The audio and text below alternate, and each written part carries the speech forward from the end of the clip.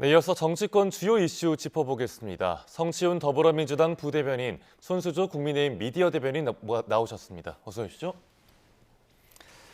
네, 보좌관 갑질과 부정청약 의혹 등으로 논란이 일고 있는 이해운 기획예산처 장관 후보자에 대한 인사청문회가 내일로 예정돼 있습니다. 관련해서 여야 목소리부터 듣고 오겠습니다. 민주당이 준비할 것은 인사청문회가 아니라 하루라도 빨리 국민의 눈높이에 맞게 이해운 후보자를 사퇴시키는 것입니다. 국회 의무, 국민이 검증할 그 기회를 포기한다는 것 자체는 저희 민주당으로서는 납득할 수 없다. 네, 당장 내일인 청문회를 놓고 진통이 계속되고 있고 개최 자체에도 빨간불이 들어온 상황입니다. 우선 국민의힘은 개최 자체를 보이콧하겠다는 입장이고 민주당은 최대한 설득을 해보겠다고는 하지만 지금 단독 개최 가능성 얘기가 나오는 것 같아요. 풍경 어떻게 예상하십니까? 그러니까 지금 국민이 부여한 인사청문회라는 것이 국민이 국회에게 뭔가 대통령의 인사권을 견제하라, 검증해보라는 그 권한을 준 거잖아요. 대통령제 국가에서 국회가 정부를 견제할 수 있는 기능 등은 그렇게 많지는 않습니다. 대정부 질문, 인사청문회, 국정감사 요 정도인데요. 그걸 통해서 국민들이 부여한 이 권력을 행사하도록 되어 있는데 이걸 거부하겠다고 해버리면 저희로서는 할 말이 없는 거죠. 사실 인사청문회에서 의회가 낼 수 있는 그 결론 중에는 적격 보고서도 있지만 부적격 보고서도 있습니다. 지금 민주당이 인사청문회를 해서 무조건 적격 보고서 낼 거고 무조건 강행하겠다 이게 아닙니다. 들어보고 해명을 하겠다고 하니 얘기를 들어본 다음에 도덕성 검증과 정책 검증 두루두루 들어본 다음에 부적격 보고서를 낼 가능성도 저는 없지 않아 있다고 보거든요. 네. 이거를 같이 하자는 거예요. 국민의힘이 나가버리고 거부를 한 다음에 이렇게 국민들이 봤을 때 국민의힘은 이번 인사청문회에서 아무런 역할 안 했네라고 느끼는 것과 정말 들어가서 여당까지 설득해서 와 여당이 부적격 보고서를 내기도 하는구나 그 역할을 국민의힘이 했구나라고 느끼는 거는 천차만별이거든요. 그렇기 때문에 그거에 대해서 국민의힘이 역할을 하라는 거고요. 윤석열 정부 때도 인사청문회까지 갔다가 낙마한 사례도 있었잖아요. 그런 것처럼 어쨌거나 그래도 국민들께 지금 언론에 나오는 것보다 정말 후보자의 입을 통해서 끝까지 최종 답변을 들어보고 국민들이 느끼실 겁니다. 이게 적절한지 해명이 되는지 안 되는지 그때 판단하는 걸 보고 국민의힘이 같이 결정을 내리자라고 저희는 말씀을 드리고 있는 겁니다. 네, 우선 청문회에서 도덕성과 정책 검증을 지켜보자는 입장이고 반면 국민의힘은 검증이 아니라 수사 대상이라고 하면서 이해운 후보자에 대한 공격을 이어가고 있습니다. 부자진 갑질이나 부정 청탁이나 이런 것들이 도덕적 흠결 넘어서 사법 처리가 불가피하다 이런 입장을 국민의힘에서 펴고 있는데 일단 청문회에서 직접 해명을 들어보고 결정하자 이에 대해서 어떻게 들으셨습니까? 네, 저희도 청문회를 하고 싶죠. 1일 1의혹을 이제 이렇게 불거지게 했던 이해운 후보에 대해서 누구보다 청문회하고 묻고 싶습니다. 국민을 대신해서요. 근데 지금 이해운 후보가 제출한 자료가 지금 약 745건, 750여 건 중에서 절반이 넘는 415건, 예. 거기에 대해서 이제 개인정보 미동의를 근거로 들면서 자료를 제출하지를 않았어요. 거의 백지 상태인 겁니다. 방금 또 앵커께서 지적해 주셨던 보좌진 갑질이나 또 부정청탁이라든지 이런 부분들 굉장히 국민들께서 의혹이 지금 심각한 상태죠. 이거에 대한 핵심적인 자료가 지금 제출되지 않은 겁니다. 그러니까 국민의힘 입장에서는 뭘 들여다보고 알아야 묻고 그거에 대한 대답을 들을 것 아닙니까? 근데 그거에 대한 자료가 지금 거의 백지 상태다 보니까 이러한 청문회는 하지 못한다라는 겁니다. 지금 하루만 버티면은 되냐, 하루만 넘기면 되냐, 이런 자세로 청문회를 하겠다는 겁니까? 도저히 저희는 납득할 수가 없다라는 것이고요. 네. 지금 불거진 보좌진 갑질 의혹은요, 지금 직권 남용이라든지 협박 강요에 대한 이제 수사 대상입니다. 그래서 고발이 돼 있고 수사가 진행되고 있는 것이고요. 특히나 우리 국민들께서 많이 노여워하시는 그 부정 청약 있지 않습니까? 네. 아파트 이제 분양을 받으면서 위장, 전입 이런 건 들어봤어도 위장 미혼 이거 처음 들어보셨을 텐데요. 그러니까 장남이 결혼을 했는데도 안 했다라고 부정적으로 얘기를 하면서 74점의 가점을 받았다는 거잖아요. 이렇게 이제 부정한 방법으로 아파트 청약이 당첨됐을 경우에는요, 10년간 청약을 앞으로 못할 뿐만 아니라 3년 이하의 이제 징역, 3천만 원 이하의 벌금 이런 이제 중대한 범죄 사유가 됩니다. 그렇기 때문에 이거는 지금 이제 청문회에도 당연히 문제지만 수사 대상이다라는 부분을 강조드리는 것이죠. 네. 말씀해주신 제기된 의혹들에 대해서 이혜원 후보자는 일단 청문회에서 소명을 하겠다는 입장입니다. 그런데 청문회 서면 답변서 일부가 공개되는데 그 로또 청약, 이른바 로또 청약에 대해서 비판을 해놓고 부정 청약했다는 의혹에 대해서 정책을 비판하는 것과 허용된 정책 안에서 개인이 참여하는 건 좀 구분을 해야 한다라는 말을 했습니다. 어떻게 들으셨습니까?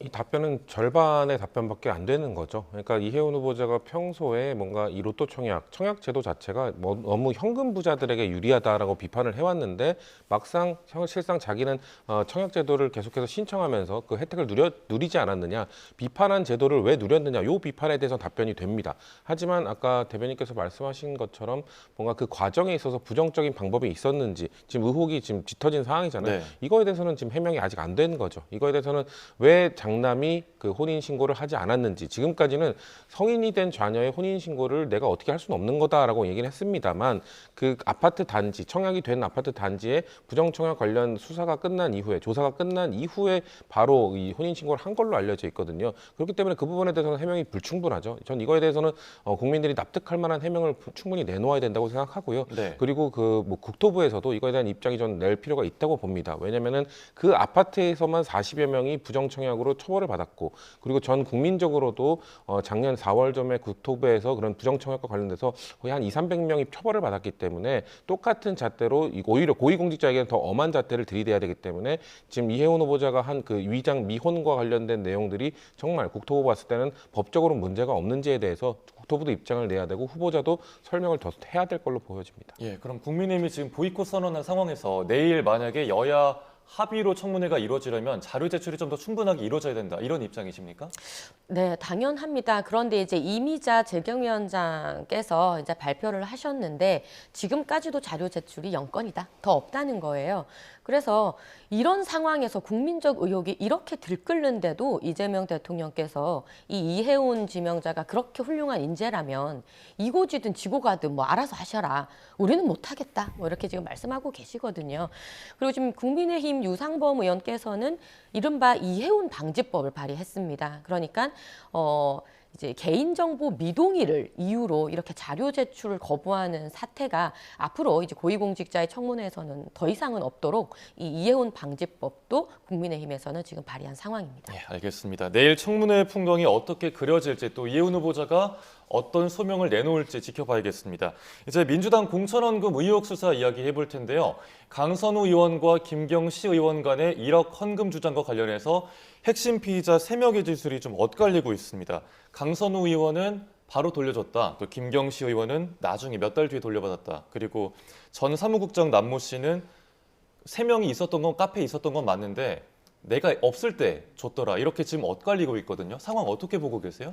일단 3명의 진술이 조금씩 다릅니다만 돈이 오갔다라는 것은 공통적으로 지금 나오고 있는 진술인 거고요. 그렇다면은 누가 좀 거짓에 가까운 이야기를 하고 있을까? 3명 중에 가장 잃을 것이 많은 사람이 아닐까라는 생각을 할 수밖에 없을 것 같고요. 그리고 이 뇌물죄와 관련돼서는 뇌물을 공여한 자보다는 이제 뇌물을 수수한 자에 대한 처벌이 크기 때문에 결국 강선우 의원에 대한 처벌이 가장 클 겁니다. 그렇기 때문에 강선우 의원이 본인의 죄를 최대한 낮추기 위한 거짓말을 할 가능성이 좀 높다고 보여지고요. 무엇보다 우리 국민 모두가 이 문제의 시발점이었던 그 대화록에서 일단 강선우 의원이 본인이 내가 왜 이런 사람이 아니었는데 저 좀 살려주세요, 뭐 이런 얘기를 했기 때문에 본인이 뭔가 잘못을 저질렀던 걸 분명히 충분히 인지하고 있었던 상황이란 거에 대해서 국민들이 다 알고 계실 겁니다. 그렇기 네. 때문에 이렇게 적극적이지 않았던 김경시 의원이 거의 자백에 가까운 이야기들을 하고 있는 상황이기 때문에 저는 그래서 뭐 대질 조사를 하게 될지 어떻게 될지 모르겠습니다만 지금 나와 있는 경찰이 더 추가적인 자료를 저희가 모르고 있는 자료까지 확보하고 있는 걸로 알고 있습니다. 예를 들면 김경시 의원이 그 단수공천된 그 회의록, 거기에 그 녹취록까지 다 갖고 확보를 하고 있다고 하니까 거기에 대가성이 있었는지 없었는지, 돈은 어떻게 오갔는지에 대해서 충분히 그 경찰이 자료를 확보하고 있는 걸로 보여지기 때문에 그거에 대해서는 경찰이 그 국민들이 납득할 만한 수사 결과를 낼 것으로 저는 보고 있습니다. 예, 우선 어제 그 전 사무국장이 장시간 조사를 받았고 모레는 강선우 의원 소환도 예고돼 있고 또 대질 조사 이루어질지도 관심인데, 우선 경찰 물증 확보를 놓고도 좀 늑장 수사다, 이런 비판이 계속되고 있잖아요. 지금 상황 어떻게 진단하세요? 예, 그러니까 공천 헌금에 대한 이 사건이 불거진 지 거의 2달이 흘러가고 있습니다. 근데 이 2달이 흘러간 것도 늑장이고요. 또 사건 배당이 된 지 14일이 지나서야 압색이 들어간 것도 늑장입니다. 우리 국민들께서 다 목도하셨듯이 그 핵심 이제 피의자인 이제 김경시 의원이 이렇게 큰 논란을 일으켜 놓고 미국으로 가버렸습니다. 그러니까 그 가기 전에 출국 금지를 못 시킨 거죠. 미국 가서 뭐 했습니까? 핸드폰 바꾸고 텔레그램 다 내용 지워버리고 이른바 증거인멸했습니다. 네. 이 모든 것의 수사가 굉장히 미진한 것을 보여주고 있고요. 지금 김병기 전 원내대표의 이른바 금고, 가로 1m, 세로 1m, 무게는 약 600kg에 달한다고 해요. 이 굉장한 커다란 것이 없어졌습니다. 못 찾는 건지 안 찾는 건지 아마 이것을 옮기려면 굉장히 많은 사람들이 동원이 됐을 텐데 아마 연기가 피워졌을 텐데도 지금 모른다고 하고 있지 않습니까? 그러니까 이런 물증을 확보하지 못한 부분들, 그다음에 굉장히 늦장 대응 이런 것들이 굉장히 문제가 되고 있습니다. 그래서 국민의힘 입장에서는 이 돈공천 사태에 대해서 이렇게 경찰 수사만 맡겨둘 수 없다는 입장이죠. 그렇기 때문에 이 현 살아있는 권력의 이 부패한 부분을 도려내지 못할 때, 수사가 미진할 때 쓰라고 특검이 있는 것 아니겠습니까? 그래서 특검이 발동이 돼야 된다라는 입장이고, 그래서 장동혁 대표도 지금 단식에 들어가 있는 상황이죠. 이러한 지금 상황들을 봤을 때 지금 많은 국민들께서 아니 이게 단지 김경시 의원만이 일이겠냐라고 의심을 하셨는데 그야말로 김경시 의원이 진술을 했습니다. 나만 그런 것이 아니다라고 했습니다. 그래서 정청래 대표께서는 이것이 그냥 사람 한 명의 휴먼 에러다라고 했지만 지금에 와서야 이것이 시스템 에러였다. 민주당 전체의 시스템 에러였다. 어쩌면 여야 할 것 없이 이 돈공천 문제는 또 더 들여다봐야 될 수도 있는 일일 수도 있습니다. 그래서 차제에 이 돈공천, 그러니까 이른바 공천을 어떤 공직의 자리를 매간매직했던 이 부분에 대해서는 특검을 발동해서 정말 뿌리까지 뽑아야 된다라는 입장입니다. 네, 경찰의 늑장 수사로 인해서 제대로 수사가 이루어지지 않고 있고 그로 인해서 특검이 필요하다는 입장, 이에 대해서 어떤 입장이세요? 일단 그 늑장 수사의 원인에는 국민의힘도 좀 있는 거죠. 왜냐면은 이거는 이 얘기는 민주당에서 주장한 것이 아니라 김병기 의원의 모든 대부분의 건을 폭로하고 있는 그 전직 보좌진의 입에서 나온 얘기 아닙니까? 그러니까 김병기 의원의 그 공천원금 문제가 불거졌을 때 이 경찰 출신인 국민의힘 의원이 뭔가 그 동작 서장에게 전화를 해서 무마시켰다라는 주장을 민주당이 한 게 아니라 그 지금 김병기 의원을 폭로하고 있는 전직 보좌진이 한 겁니다. 네. 그렇기 때문에 그 부분에 있어서는 국민의힘이 할 말이 없을 것이다라는 말씀을 드리고요. 저희도 지금 김병기 의원 수사에 대해서는 경찰이 적극적으로 나서야 된다고 생각합니다. 방금 말씀드린 건 때문에 경찰은 경찰 출신 의원이 압박하면 수사를 무마시키나 지금 이 의혹에 휩싸여 있는 것이거든요. 본인들 조직의 그 존립을 위해서는 정말 이거를 사활을 걸고 수사를 해서 결과를 내야 된다. 지금 집권 여당인 저희로서도 지금 징계 절차를 밟고 있습니다만 김병기 의원에 대한 수사나 이런 거에 대해서는 막을 생각이 없다. 적극적으로 하라라는 지금 얘기를 하고 있는 거고요. 네. 말씀하신 것처럼 공정헌금 그 문제는 맞습니다. 지금 정치권 전반의 문제로도 볼 수 있는 것이기 때문에 왜냐하면 지금 국민의힘 관련돼서도 뭐 관련된 녹취나 이런 것들이 사실 터져 나오고 있거든요. 그렇기 때문에 이런 거를 다 같이 들여다볼 것이라면은 일단 수사 기관이 지금 수사를 하고 있는데 이게 미진하다. 그러면 일단 이 특검과 관련돼서는 장동혁 대표가 뒤에도 뭐 보겠습니다만 단식을 할 게 아니라 이 그 제3자들이 뭔가 이것들을 주장해야 될 겁니다. 왜냐하면 당사자잖아요. 이해충돌 당사자인 이 국민의힘에서 이거를 하자고 하면서 안을 만들어내면 본인들이 이해 당사자인데 안을 만든 걸 어떻게 신뢰하겠습니까? 그렇기 때문에 뭐 조국혁신당 비롯한 다른 야당들이나 아니면 다른 기관에서의 뭔가 이런 주장들이 좀 규합이 되어야 될 거라고 저는 특검 차원에서 보고 있습니다. 예, 이렇게 공천원금과 통일교 쌍특검 수용을 촉구하는 장동혁 국민의힘 대표 단식 투쟁을 나흘째 계속하고 있는데요. 이를 바라보는 여야의 시선은 엇갈리고 있습니다. 들어보고 이야기 이어가겠습니다. 법치를 지키고 공정한 사회를 만들기 위해서 목숨이라도 바치겠다는 각오로 지금 그 수사를 뭉개야 특검 도입성이 필요한 거지. 장동혁 대표의 단식은 단식이라기보다는 국민의힘 내부의 권력 투쟁이다. 이렇게 규정할 수 있습니다. 네, 이제 단식이 나흘째로 접어들고 있고요. 나경원, 안철수, 이미자 의원 등 중진 의원들도 격려 방문을 하고 있고 그 외 국민의힘 의원들도 많이 발길을 찾는 것 같습니다. 뭐 이런 모습을 두고 국민의힘 내홍이 약간 빠졌다가 내부 결속 모드 강화되는 거냐 이런 분석 나오고 있거든요. 어떻게 생각하세요?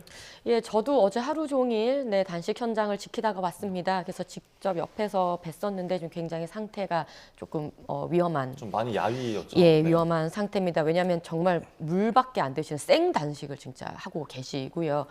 단식이 3일차, 4일차 굉장히 위험하다고 하는데 지금 이제 4일차, 오늘 4일차 접어들었습니다. 네. 지금 이제 많은 이제 나경원 네, 의원님, 안철수 의원님, 그리고 또 전 이인재 의원님, 그 당원 외의 어떤 위원장님들, 청년 당원분들, 많은 분들이 격려 방문을 해주시고 있습니다. 이 장동혁 대표 이 정말 생 단식이 너무나 절절하고 너무나 그 진심이 전해지다 보니까요. 뭐 초반에는 여러 해석들, 여러 논란들이 또 있었습니다만 많은 분들의 옆에서 직접 지켜보시기에 너무나 그 진심이 느껴지다 보니까 이제 어떤 당 자체의 결속으로 좀 이어지고 있는 다행스러운 모습인데요. 네. 사실은 당 내부의 결속도 결속이지만 지금 장동혁 대표께서는 2차 종합특검이 발의되던 그 날에 단식을 결심을 하시고 지금 시작을 하신 거거든요. 사실상 장동혁 대표께서 예전부터 어쩌면 내가 최후의 수단인 단식까지 해야 될 줄도 모른다라는 말씀을 우리 주변에게도 하시면서요. 그 체중을 전에도요? 네, 네. 조금씩 줄이고 계셨었어요. 이제 너무 갑자기 단식을 하게 된 경우에 또 힘들 수도 있기 때문에 어쩌면 단식을 내가 할 수도 있을지 모르겠다라는 그런 생각을 하시면서 체중을 조금씩 줄이고 계셨고 정말 이 2차 종합특검이라는 것을 강행하는 그 모습을 보면서 정말 이것은 아니다. 근데 통일교특검이라든지 공천헌금특검이라든지 이런 건 또 안 받고 있기 때문에 이런 쌍특검을 받아야 한다라는 말씀을 메시지를 내시면서 공정한 사회를 되찾기 위한 민주주의를 되찾기 위한 그 진심으로 임하고 계십니다. 네. 일단 장 대표 단식을 두고 근데 좀 이걸 민주당 쪽에서는 한동훈 전 대표 징계 논란 불식하기 위한 게 아니냐라는 지적을 제기를 했었습니다. 이런 가운데 신동욱 국민의힘 최고위원이 당원 게시판 사태 공개 검증하자라는 제안을 했는데 상대방 입장에서 어떻게 들으셨어요? 그러니까 저희가 볼 때는 공개 검증하자 그 말은 뭐냐면 검증이 끝나지 않았는데 지금 징계를 내렸다는 거잖아요. 징계는 어떤 행위가 이루어졌는지 검증을 한 이후에 그거에 대한 판단을 내려서 징계를 내려야 되는 건데 그게 안 이루어진 겁니다. 사실상 그 징계위원회 윤리심판원에서 내린 결론이 발표한 지 뭐 9시간 만에 두 번이나 수정됐잖아요. 그만큼 부실한 결과 아니었냐라는 생각을 저희는 할 수밖에 없는 것이고요. 당 운영을 그렇게 하면 어떡합니까? 그러니까 이 당을 징계, 심지어 전직 대표를 제명, 당에서 쫓아내면서 사실상 정치 생명을 끊는 일인데 그 부분에 있어서 절차적 문제에 하자가 생기면은 이건 매우 곤란한 것이거든요. 그렇기 때문에 그런 부분에 있어서 아마 그 친윤 쪽이라고 할 수 있는 윤상현 의원을 비롯한 중진 의원들까지 그거에 대해서 비판을 하니까 네. 사실 그래서 장동혁 의원이 그때 갑자기 단식을 시작한 거잖아요. 대표님께서는 그 예전부터 준비를 해오고 뭐 각오를 하고 있었다고 말씀하십니다만 공교롭게 타이밍이 그렇게 된 겁니다. 뭔가 한동훈 전 대표 징계에 대한 비판이 막 쏟아지자 그때 그 단식을 시작한 것이고 사실 또 뭐 징계 그 단식에 대해서는 그 지금 뭐 공조를 좀 같이 하고 있는 개혁신당 이준석 대표가 먼저 제안했다 뭐 이런 얘기도 나오는데 같이 공조하고 있는 개혁신당 이준석 대표가 해외에 갔을 때 갑자기 시작한 것도 역시나 타이밍상 뭔가 좀 급했던 것 아니냐라는 생각들이 있는 것이죠. 글쎄요, 뭐 국민의힘 지금 내부 문제가 상당히 불거진 것이기 때문에 글쎄요, 목적으로 요구하고 있는 거는 민주당과 관련된 집권 여당과 관련된 것이지만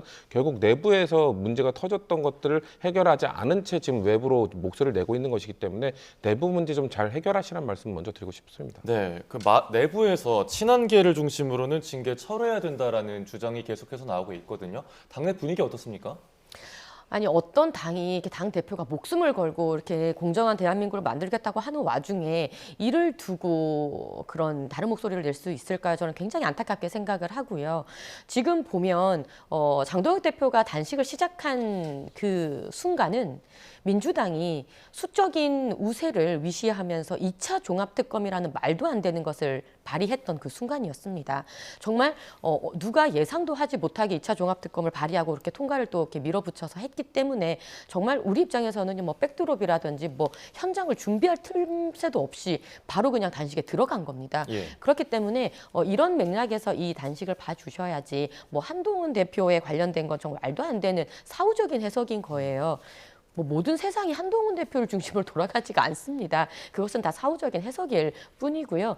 이 한동훈 전 대표를 둘러싼 단계 사태는 본질은 변하지 않습니다. 가족이 동원돼서 여론 조작을 했다는 것은 한동훈 전 대표도 인정을 한 부분이고요.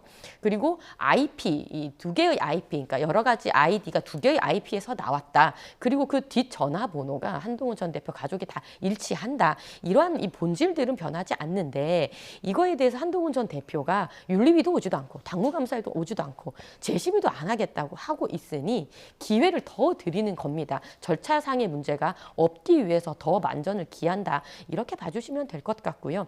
그렇게 못 믿어오시겠으면 아무 개파색이 지금 없다고 여겨지는 안철수 대표의 말씀을 들어보십시오. IP를 그러면 까자. 그 IP 동의해라. 그거 보면 다 끝나는 일입니다. 근데 왜 이거를 인정하지 않고 그거는 수용하지 않은 채 자꾸 원외에서 장외에서 이렇게 이제 자기 정치를 하느냐라는 이제 목소리가 원내에서도 지금 있는 상황입니다. 네, 이렇게 국민의힘 내에서도 한동훈 전 대표 징계 관련 그리고 장동혁 대표의 단식 관련해서도 여러 의견들이 나오고 있는 상황입니다. 네, 이제 다음 이야기 해보겠습니다. 이재명 대통령이 오는 21일, 그러니까 오는 수요일에 함께 이루는 대전환, 모두 누리는 대도약이란 슬로건으로 신년 기자회견을 열기로 했습니다. 이 슬로건을 볼 때 국정 방향 어떻게 가늠해 볼 수 있을까요? 일단 신년 담화문 때도 나왔던 내용들이 좀 비슷한 것 같은데요. 그러니까 성장의 방점이 찍혀 있고 그 성장을 함께 가야 된다라는 게 찍혀 있습니다. 그러니까 함께 가야 된다는 거는 저희는 그러니까 진보 진영의 그 지지자들의 지지를 받아서 표를 받아서 당선된 대통령이지만 이재명 대통령은 지속적으로 통합의 메시지를 내왔고 통합의 인사도 해왔으며 그리고 국가가 함께 발전해야 된다는 메시지를 계속 내왔습니다. 네. 사실 성장이라는 단어를 중심에 둔 것 역시 뭔가 보수의 통합 또 얘기하는 겁니다. 왜냐하면 우리나라에서 원래 정치에서 이 성장이라는 단어는 보수의 언어거든요. 그렇기 때문에 성장하겠다, 단 수도권 중심으로만 가는 게 아니라 지방과 함께 가겠다. 그리고 또 일부 대기업 중심이 아니라 이런 모두 중소기업까지 함께 가겠다 등등의 내용이 담겨 있는 것이기 때문에 네. 이런 부분에 대해서는 이재명 대통령이 후보 시절부터 계속해서 견지해왔던 통합, 함께 나가야 된다. 이념에 치우치지 않고 뭔가 국민만 보고 가야 된다. 이런 것들이 담긴 것으로 보여집니다. 예. 아무래도 최근에 뭐 지방행정 통합, 광주와 전남 그리고 대전 충남 통합 이야기가 나와서 조금 전에 그래픽으로 보여드렸던 1번 지방주도 성장에 좀 더 방점이 찍힐 걸로 보이는데 눈여겨보신 부분이 있습니까?